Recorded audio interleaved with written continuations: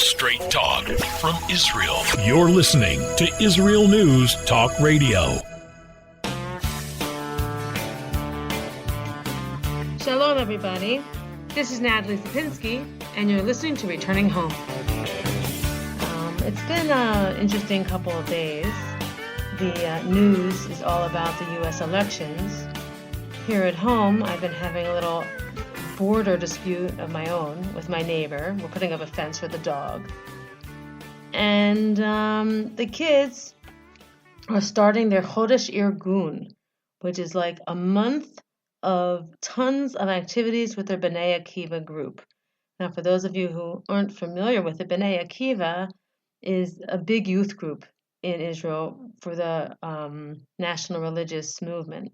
So for my children and a lot of families who live here, this is their youth group, and it's big, and it's every night, and it starts when they're 10 years old, and it's very exciting. And they have lots of different activities and contests, and in the end of the month they're going to have a big outdoor ceremony, and they each put on a dance. And my kids are that age, and one of them is a counselor, and two of them are in the groups, and then the other two kids are too old. But it's very exciting to see. And it's so nice because with all the chaos with the corona pandemic and there's no normal school, and now the U.S. elections, and everyone's worried about how it's going to go, and this neighbor driving us nuts with the fence, it's kind of nice to just have something happy, something joyful, something you can count on, and something to get your head out of the difficulties. I hate difficulties. I hate the stress. I know we all do, not just us in Israel, but you in America. You're having stress now too, I think. People are saying that no matter who wins the U.S. election, Israel is where all Jews need to be. And you know how I feel about that. I've said it over and over. This is the place you all need to come to. I mean, the show is called Returning Home for a reason. And really, there's really no better time. And I don't really believe when people say you should only come here for good reasons. You should only come to Israel because you want to come to Israel. Well, if you don't like where you are, come to Israel. I don't care why you come. Just come. If it's for a good reason or it's because you're running away from something, I don't think it really matters as long as you're here. Because once you're here, you'll find your way, and you'll get your bearings, and you'll have a life here, and you'll grow your life here. You will. There's enough support. There are enough of us. Anyway, we have a very interesting show for you. Stick around. We'll be right back after these messages.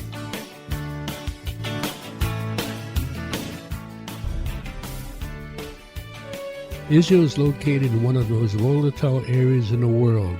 Israel is an island of stability in a sea of war and unrest. In the midst of this turmoil, Israel stands out as a beacon of order and human progress. Each week we update you on what's happening in this, the Jewish state, a true light unto the nations.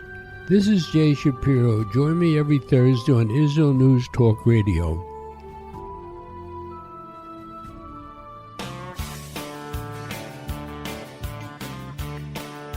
Welcome to Returning Home. We're speaking today with an old friend, Yael Julian from New York, who is in the process of making the Aliyah. She's been in the process of making Aliyah for weeks.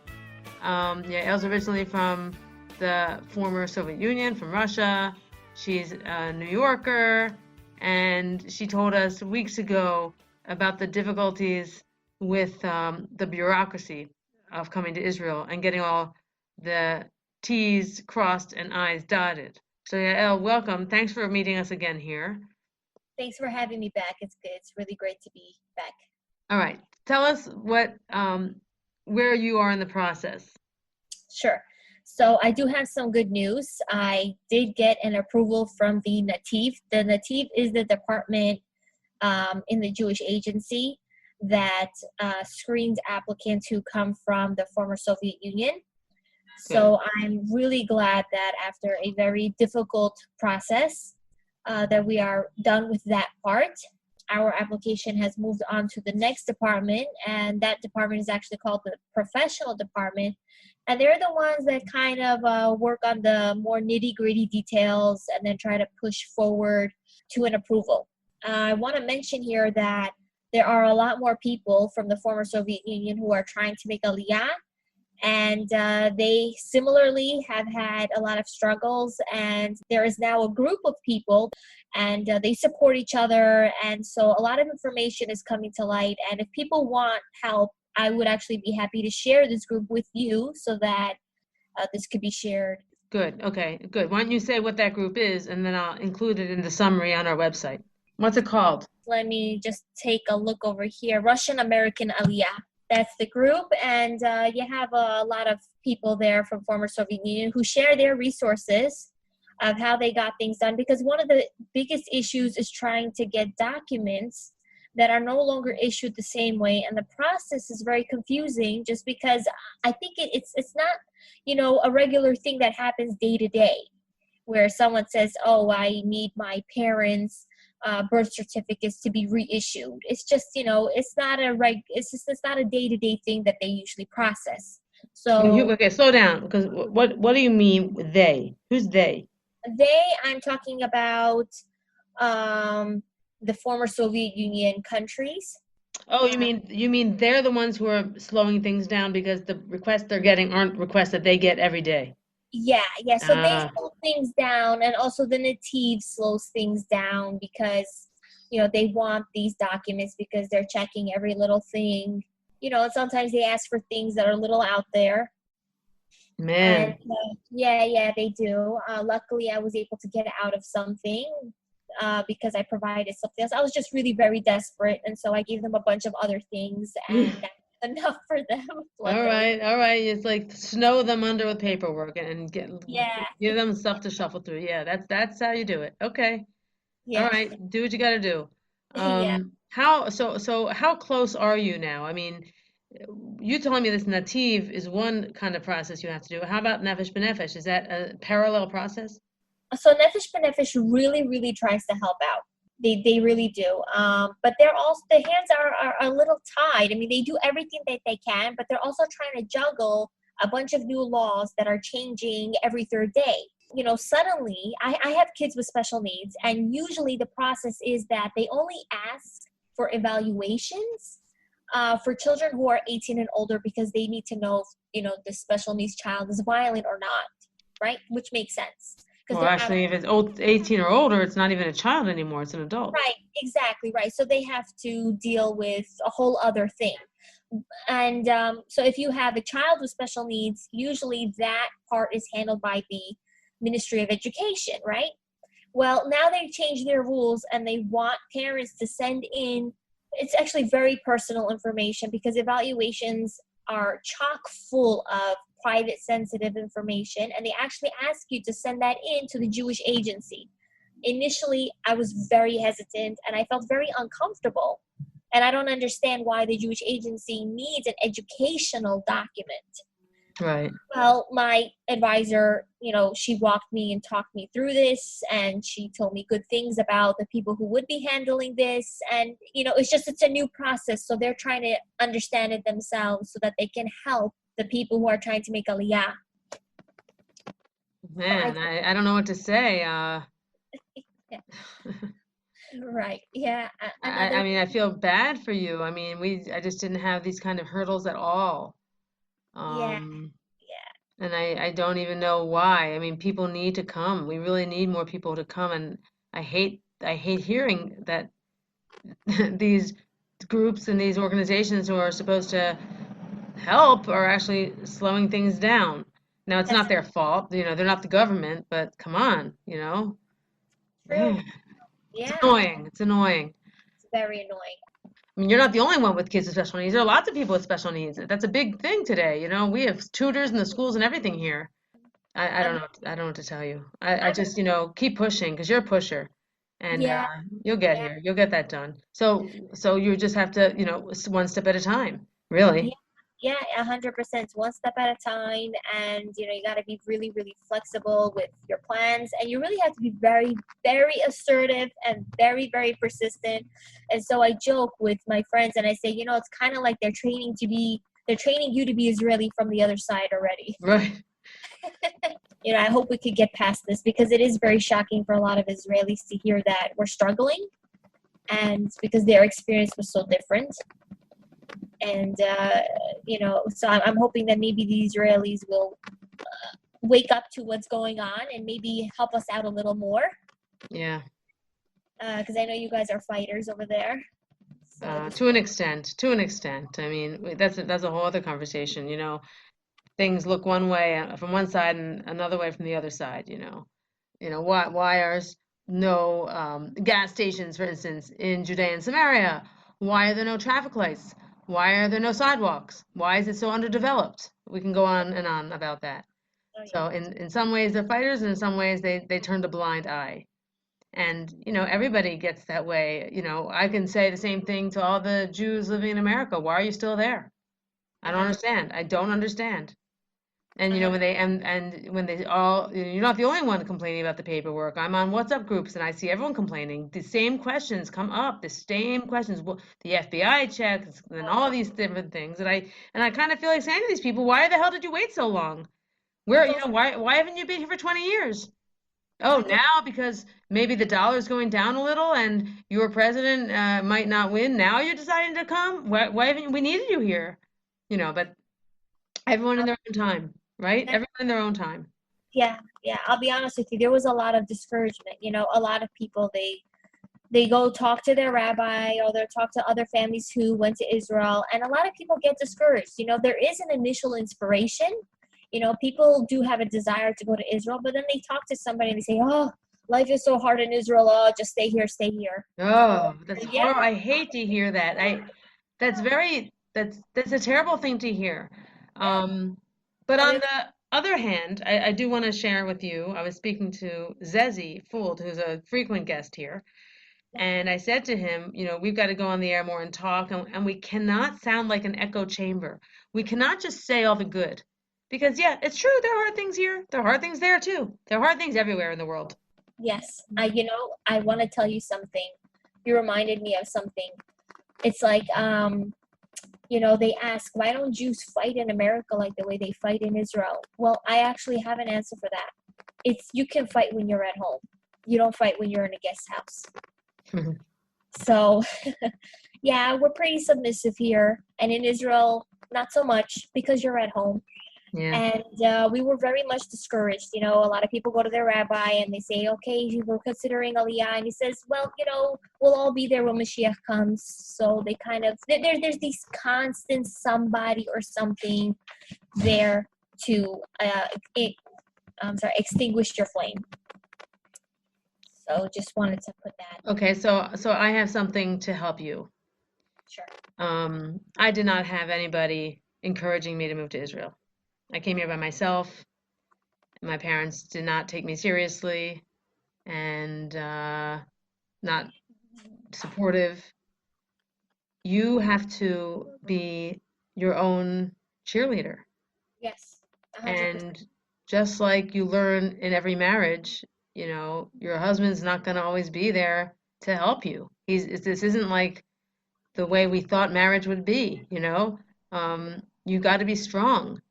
And you got to put almost like a metal iron shield over your heart. And when people try to hurt you and try to push you down and try to push down your dreams, you have to let that just bounce off. And you don't have to talk so much about your plans with these kind of people. And they don't share your dreams, and they may not share your passion and your enthusiasm. They may not share your courage.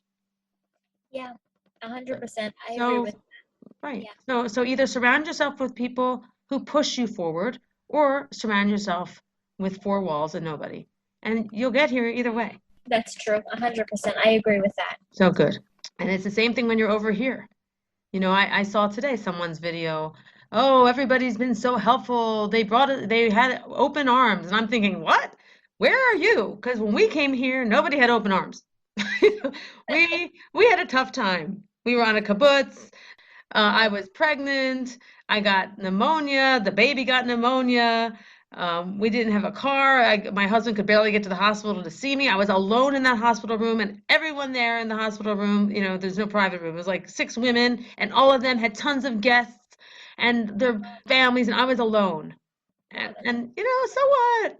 So what? that is a really good attitude, and that sounds like a very difficult experience, and that you really pushed through. Yeah, I can do it. I did it. I don't need my mommy to hold my hand. I'm a big girl, and so are you. Thank you. Yes. Good. Okay, well, good. You're listening to Returning Home.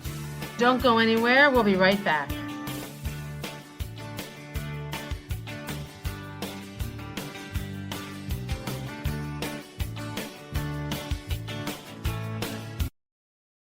The Tamar Yona Show. Tamar? She's sassy. She's smart. She's funny. But she's also a real Jewish mother. Hi, everybody. I'm Tamar Yona. And yes, I can be all of those things. But at Israel News Talk Radio, I'm here to bring you the news stories and guests that you may not hear anywhere else. Join me live on air Sundays, Mondays, and Tuesdays for the most unique and bold talk radio in Israel. The Tamar Yona Show. Psalm 23, the Lord is my shepherd, I shall not want. Did you know this psalm and many others were composed by a Jewish shepherd and musician who later became a king? Would you like to know some of the inner meanings of psalms to help you connect with God and strengthen your soul? An exciting and easy-to-read book is now available which will help you do just that. Software for the Soul, Psalms for Everyone, available on Kindle, Audible, and Amazon.com. Software for the Soul.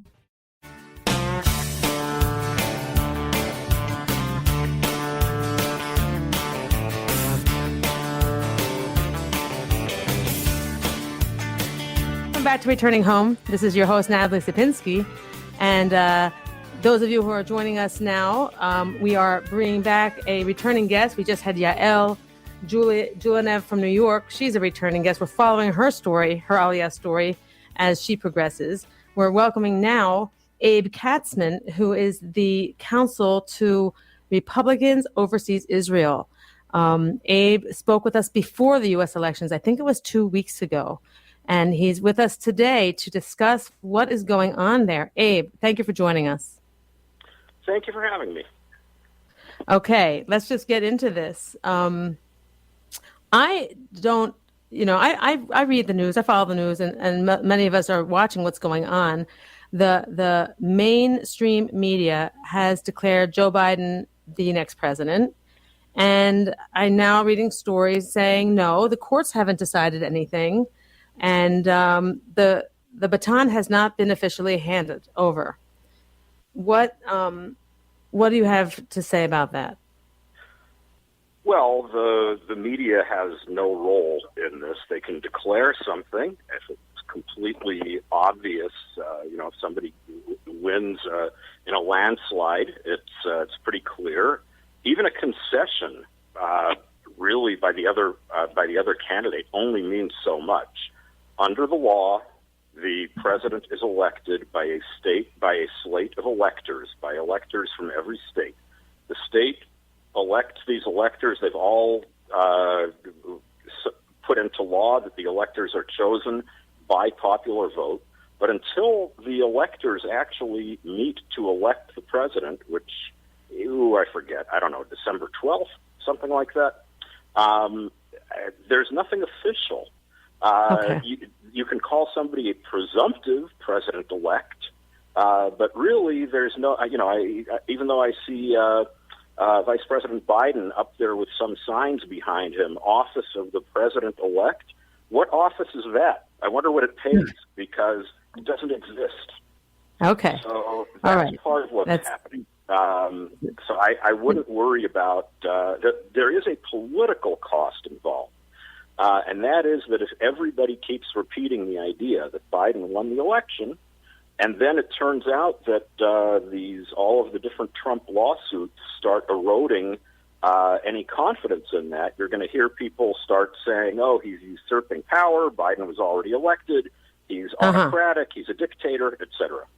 Sure, and that is the way it looks like things could go, because so many people are Biden fans, and the media has all been saying the same thing.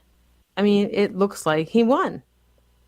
And how can the media get away with that? Honestly, how can they do that? Isn't there any, It's a free country, and they can say whatever they want. You don't have to listen to them. Yeah. Okay. So when we say fake news, that's what it is. Am I right? Yeah. Well, what I find really interesting, though, is certainly for the last 4 years, and in truth, way before that, so much the main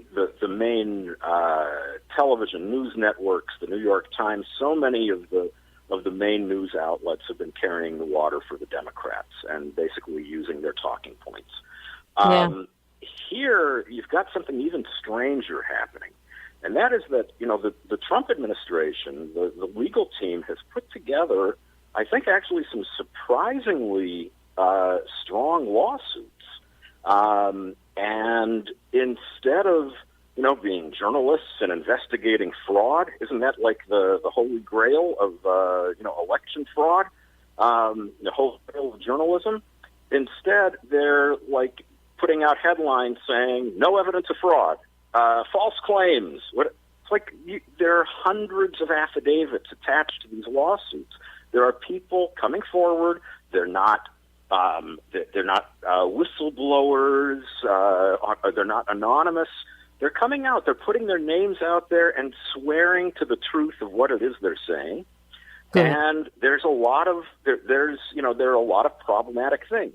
I don't know. In fact, I'm not even confident that it's enough to overturn any one state, let alone the 2 or 3 that would have to be overturned to overturn the election.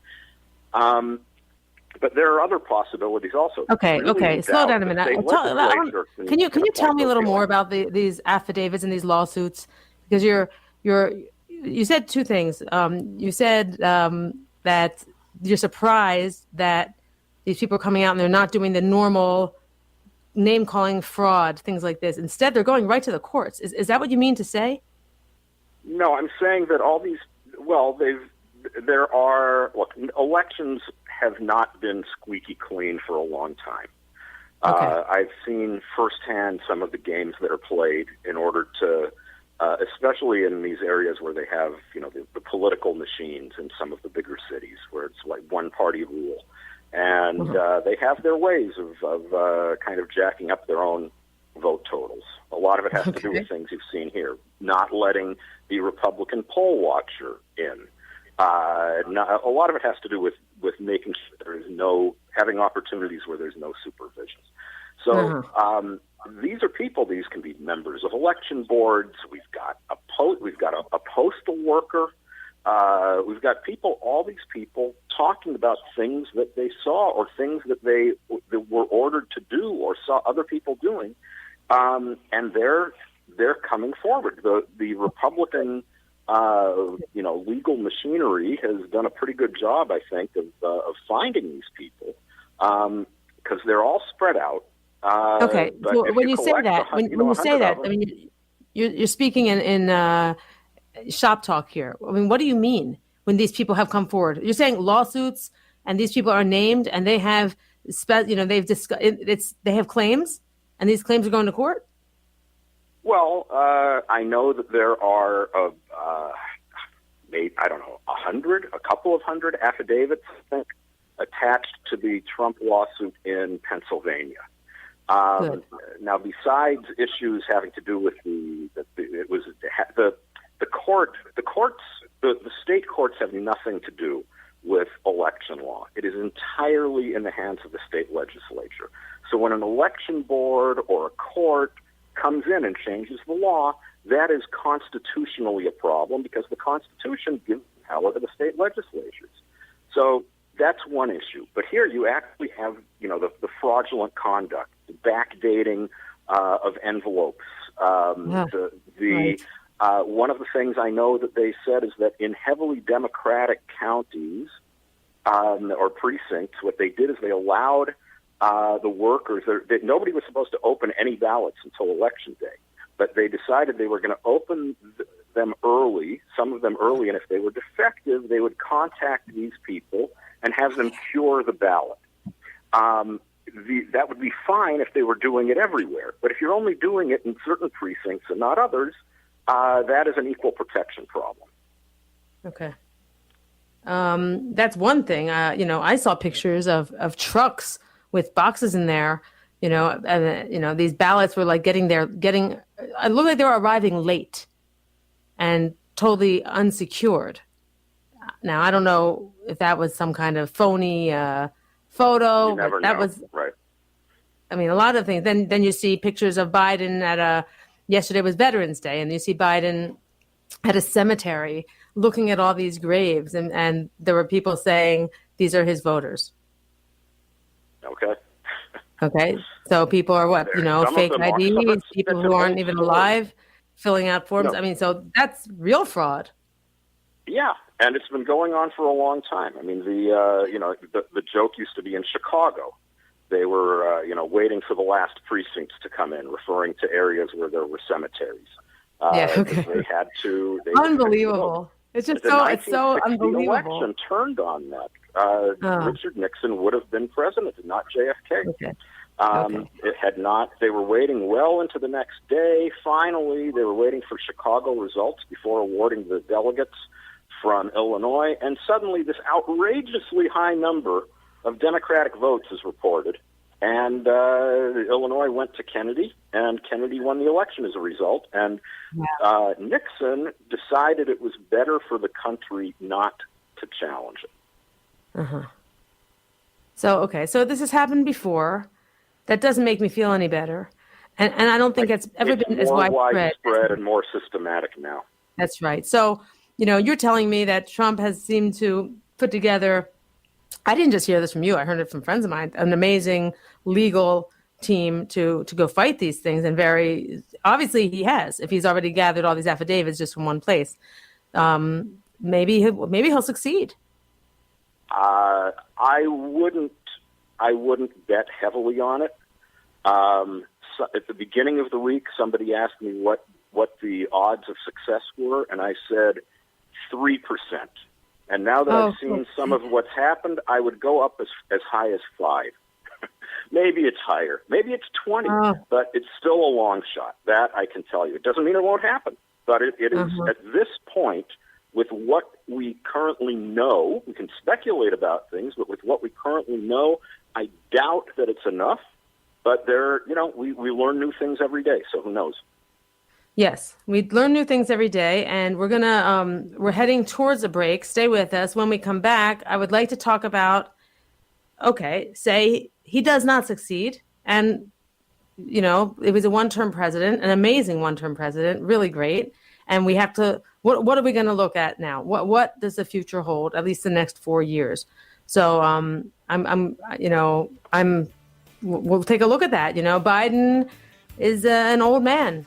And he may not last. And we have to really look at, is it going to be President Harris? So we'll be right back. Stick around after these messages.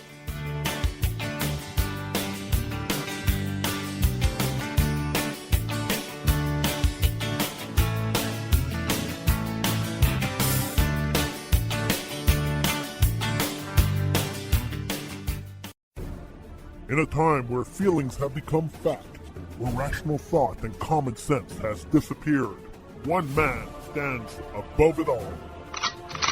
I'm Howie Sobiker, your political hitman. Political Hitman airs every Tuesday at 11:59 p.m. North American time, 7 a.m. Israeli time, only on Israel News Talk Radio. Are you interested in transforming your life, drawing closer to the Creator, and uncovering the deeper meanings and hidden treasures in the Hebrew Bible?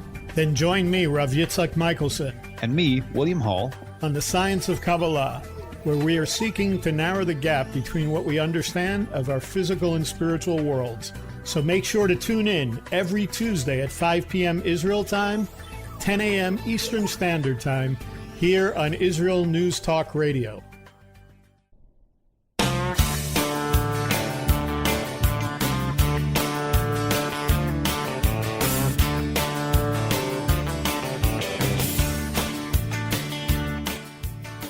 Welcome back to Returning Home. We're continuing our discussion today with Abe Katzman from the Republicans Overseas Israel here. And we were just talking about the 5% possibility that Trump will beat all these claims and be successful in overturning these the election. So let's just discuss if and what a Biden presidency will look like and how it will affect us over here in Israel. Trump was a good friend and got a lot of things done. He moved the embassy. He, we got the Golan Heights proclamation that it's ours. We had a plan, the Trump plan, to actually like organize things in Judea and Samaria. And the two-state solution is not a non-starter, not discussed anymore, off the table. What would a Biden presidency do on those things? Would they just be left alone? What do you think? Some of these things are, what's done is done, and it would be more effort than it's worth to reverse any of them, at least to start out with. Now, certain things they can do easier than other things. For example, I think one of the things that you should have been on your list is that they recognized, in essence, recognized Israeli legal rights in the West Bank. And by doing so, they reversed a policy that actually had technically been at least an official policy since the Carter administration. When they talk about settlements being illegal, it's because of that. It's because they declared settlement illegal by this kind of very warped reading of the Geneva Accords. Secretary Pompeo reversed it. By the way, I think he's been fantastic. And if he runs for president in 2024, we'll see who else runs. There are a lot of good people who could run. But we're going to get into that. Right That's the discussion I have here. Good. Yeah. So anyway, look, if it's Secretary of State, Susan Rice or somebody who wants to call Israel's legal rights to change them again to something illegal, she can probably do that. Again, there's a question of political cost in doing it, but there might be political benefit in doing it for a lot of these people too. I mean, you don't realize how far left so much of the party is. And one of the big indicators of it, I don't want to sound like some conspiracy guy just as soon as somebody mentions the name George Soros, but he is very active. He's got a whole bunch of foundations that work to promote what we would consider to be a pretty left-wing and pretty anti-Israel agenda, speaking very broadly. And he's got a bunch of his people from his foundations or from foundations that he gives millions upon millions of dollars to are on the transition team for the different, and that doesn't really surprise me. I mean, going into this, Biden and Bernie Sanders came to an agreement, which was why Bernie Sanders stepped out of the race and turned it over to Biden. But there are these Biden-Sanders understandings. They're on the Biden website.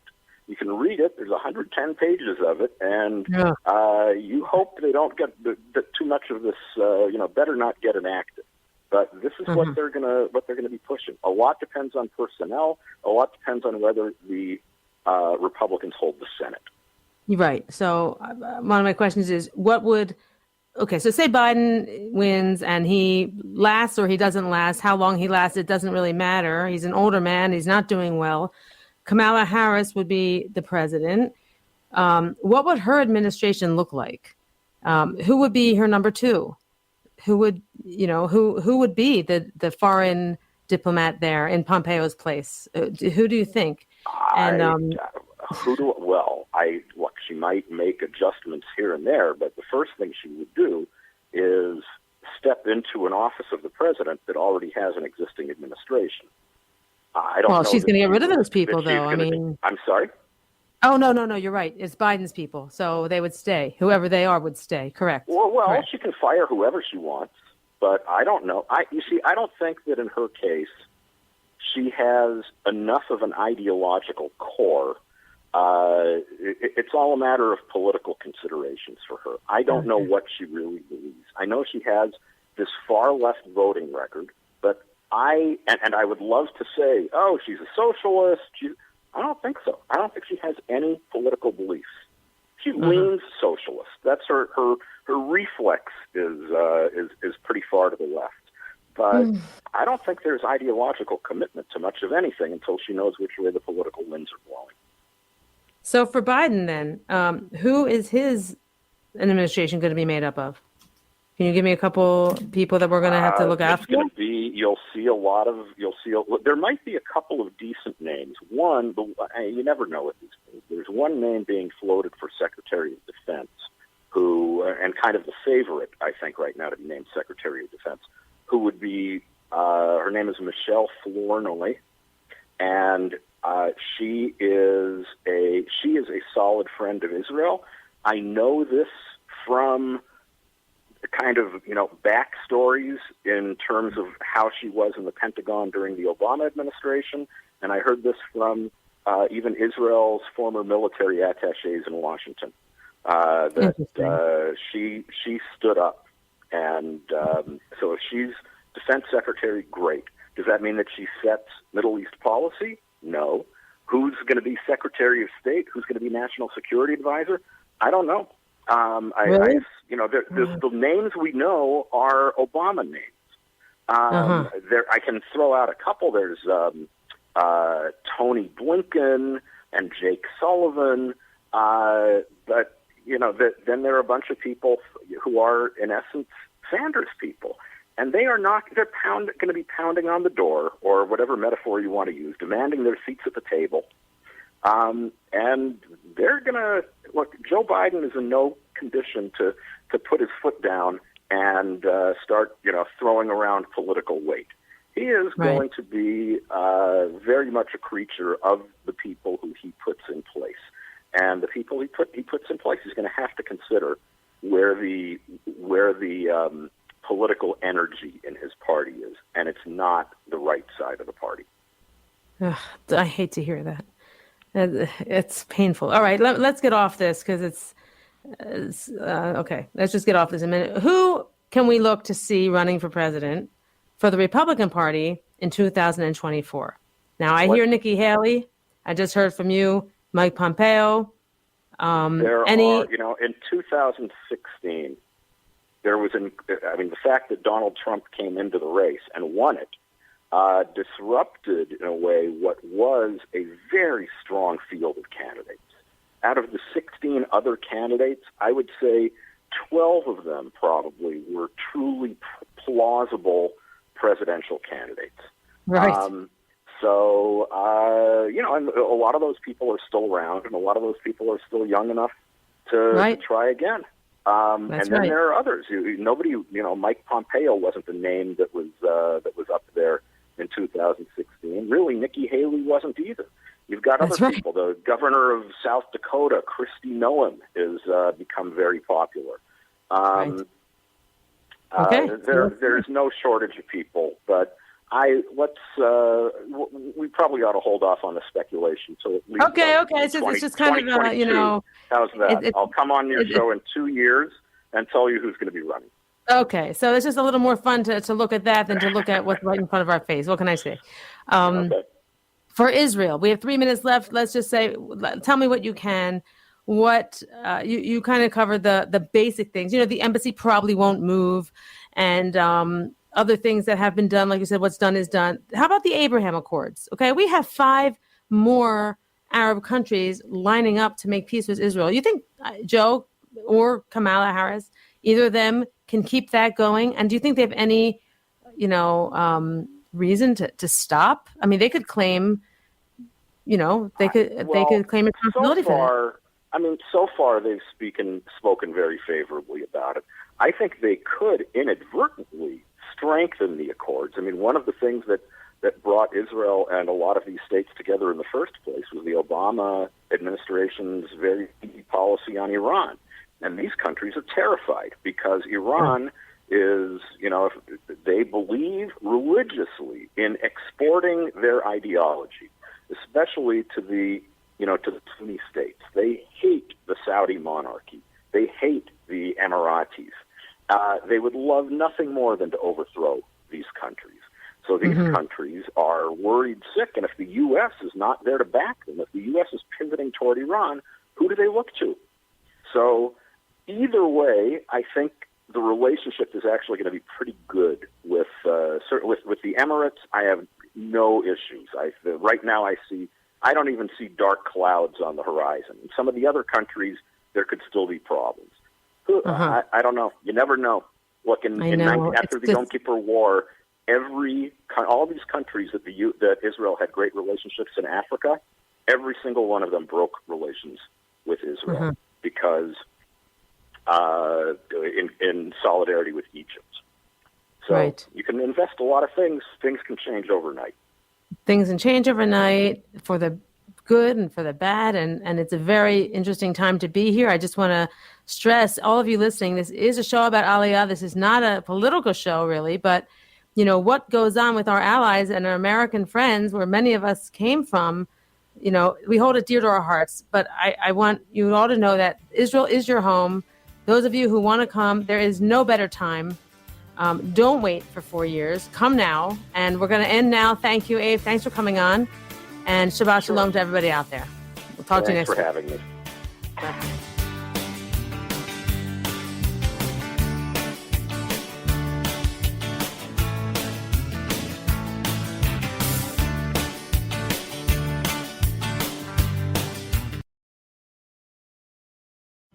Where can you get the inside news on Israel? At Israel News Talk Radio, we're dedicated to sharing Israel's inside story with the world by providing our listeners with news on Israeli politics, current affairs, and Israeli Jewish culture. The Israel News Talk Radio homepage also provides you, the listener, with useful information at your fingertips, with scrolling news headlines, weather, currency exchange, Shabbat candlelighting times, and so much more. Our radio programming is always accessible and on demand. We operate absolutely free of charge for everyone, everywhere. If you love what we do, partner with us now by becoming an Israel News Talk Radio supporter. With your support, you'll be inscribed on our Israel News Talk Radio Wall of Fame. There's nothing like us in the world. Be part of something great. Israel News Talk Radio. Straight talk from Israel. Howdy, this is Rita from League City, Texas, now living in Israel.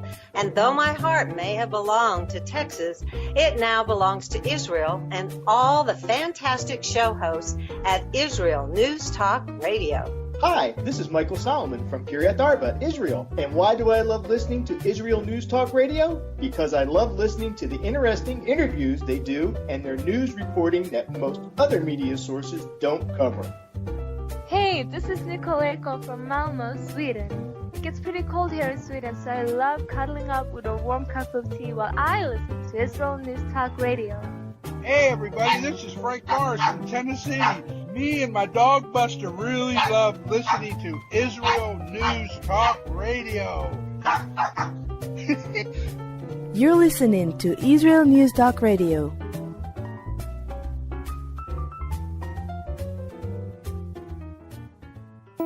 News, opinion, and more. You're listening to Israel News Talk Radio.